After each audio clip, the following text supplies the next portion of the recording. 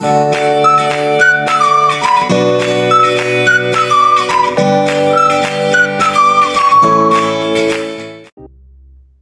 upon a time, in a cozy little house, lived a tiny hamster named Pip. Pip was no ordinary hamster. He was round, he was fluffy, and he had the chubbiest cheeks in the entire world. They were so chubby that when he stuffed them with his favorite sunflower seeds, he looked like a fuzzy little tennis ball with feet. Pip's favorite thing to do, besides eating, was running on his wheel. It wasn't just any wheel. It was a bright yellow, super fast, spintastic wheel of wonder. Every night, when the house was quiet and the moonbeams danced on the floor, Pip's great adventure would begin. He'd stretch his tiny legs, wiggle his little nose, and hop onto his wheel. One night, Pip had an extra big dinner. He had a sunflower seed, a piece of carrot, a tiny broccoli floret, and for dessert, a whole peanut. His cheeks were puffed up to maximum capacity. He felt strong, he felt fast, he felt a little wobbly, but that didn't stop him. Tonight, he was going to break his own speed record. He hopped on the wheel and started to run. Squeak, squeak, squeak went the wheel, slowly at first. Then he picked up the pace. Faster and faster he ran, a furry blur of motion. The yellow wheel spun like a whirlwind. Pip felt the wind in his whiskers. He was a hamster hurricane. He was a rodent rocket. But then, something funny happened. Because his cheeks were so full and he was spinning so fast, he started to feel a bit dizzy. The world outside his cage became a colorful swirl of blue walls, brown furniture, and green plants. Whoa, he squeaked to himself, but his voice was muffled by the giant peanut in his cheek. He tried to slow down, but his little legs had a mind of their own. They just kept going. Faster and faster. He was like a fluffy snowball rolling down a hill, getting bigger and bigger. Well, not bigger, but definitely faster. Suddenly, he lost his footing. Tumble, tumble, whoops. Pip went flying off the wheel. He didn't fly far. He landed, bonk, right in his bowl of soft bedding. Poof! A cloud of fluffy wood shavings flew into the air, making it look like it was snowing inside his cage. Pip lay there for a moment, covered in fluff, with his little feet sticking straight up. One eye peeked open, then the other.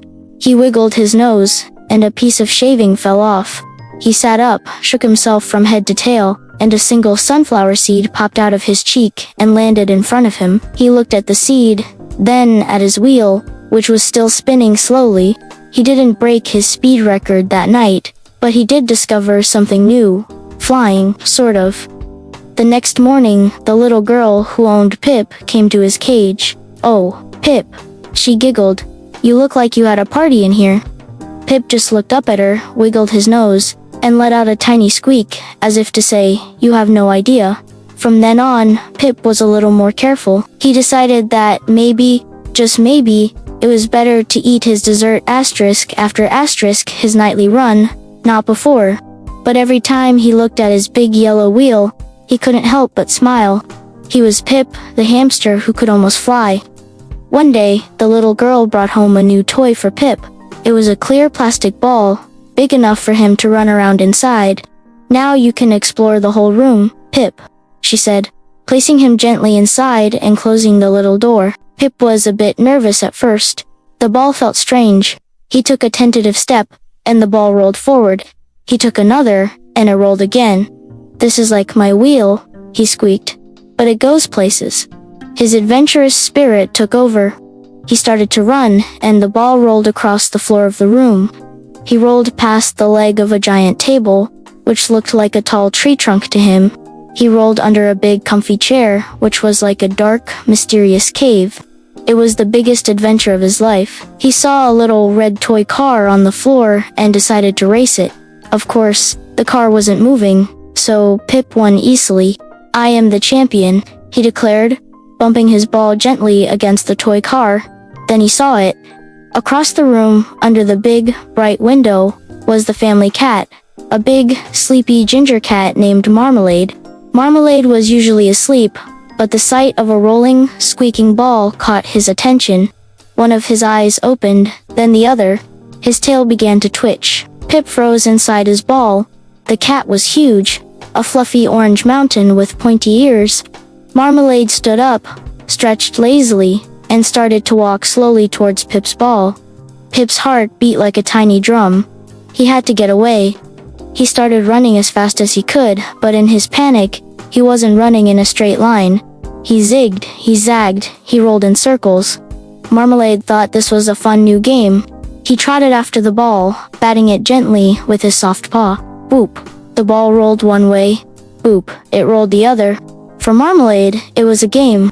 For Pip, it was the chase of a lifetime. He had to get back to the safety of his cage. He spotted it across the room. With a new burst of energy, he aimed the ball straight for it. He ran faster than he had ever run on his wheel. The ball zoomed across the wooden floor. Marmalade pounced, but Pip was too fast.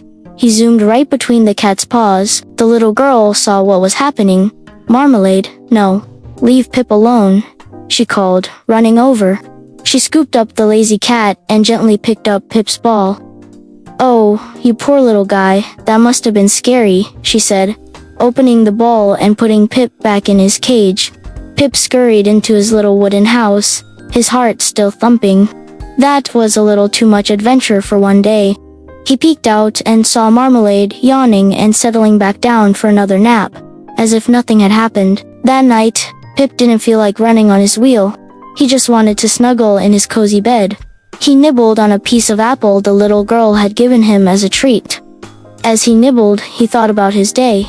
He had explored a new world, raced a car, and escaped a fluffy orange mountain. He was a brave explorer, a true adventurer.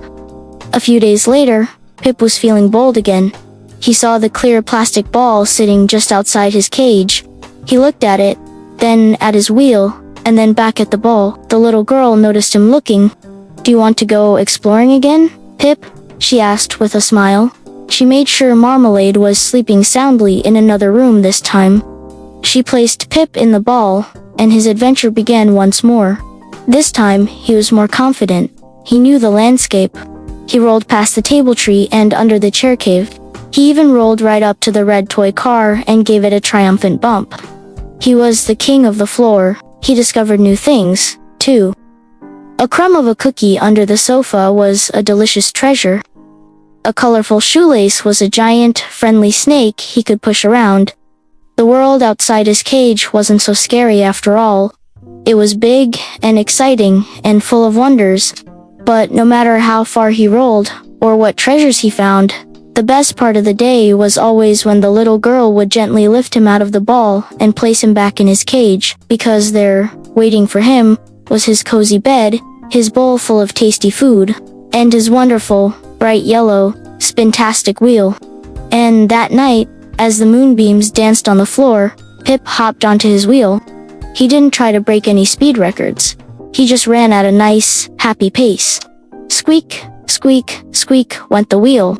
He thought about his chubby cheeks, his funny tumbles, and his grand adventures. And Pip, the tiny hamster, knew he was the luckiest, bravest, and happiest hamster in the whole wide world. Thank you for watching our story today. Don't forget to like and subscribe for more fun adventures. See you next time.